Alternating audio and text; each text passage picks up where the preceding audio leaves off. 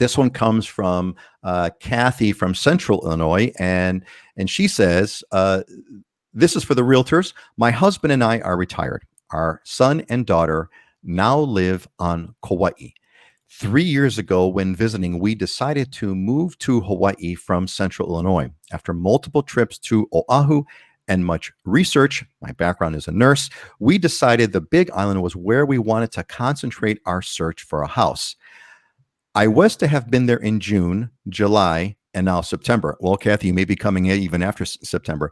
Anyway, I have every intention, she says, I have every intention to quarantine regardless of any proclamations set forth for a negative COVID test 72 hours before flying. I have places on the Big Island in waiting, like VRBO and a month-to-month furnished apartment. Is there anywhere I can go to quarantine upon arrival to the state now for the 14-day quarantine and at a reasonable rate? I've been following your site for 2 years now and was especially happy to the addition of your most informative presentations with Dylan and Scott. There you go. Shout out to Dylan and Scott. Way to go. And now soon to be Heidi. By the way, I did reach out to Dylan as a prospective realtor. Then COVID came. So Dylan, this one's for you. So Kathy, shout out from Kathy to you. What advice do you have for Kathy as far as her question? Where can I go to quarantine upon arrival and stay for 14 days at a reasonable rate? Hey, Kathy, thanks for the question.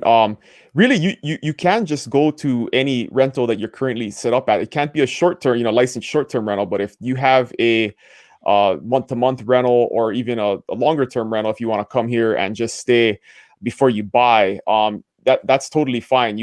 There's a lot of people that are coming back that have second homes or they're moving here or visiting, and they just have to shelter in place. So when they get here, they go from the airport to their residence and then stay there. So there definitely are options.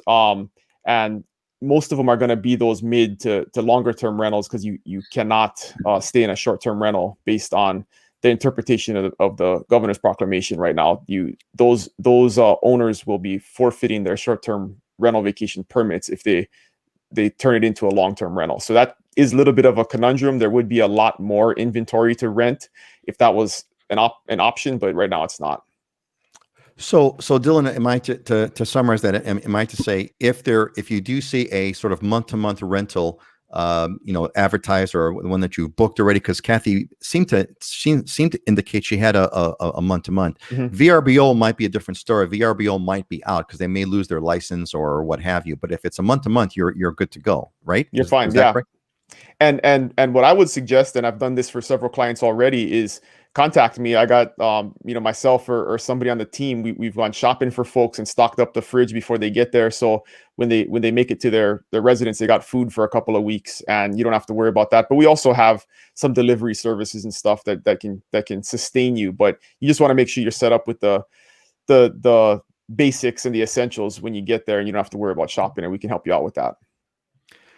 Thanks, Dylan. That's great. So, Heidi, is there anything you want to mention about what's that situation? If there was that same question, how would that question apply to Maui? What's the situation with Maui? If I want to go over there and I want to stay there for the purpose of sort of scouting out a property or taking a look, what's the situation with the short-term rentals? Because the laws are different from island to island. What's the situation on Maui quickly?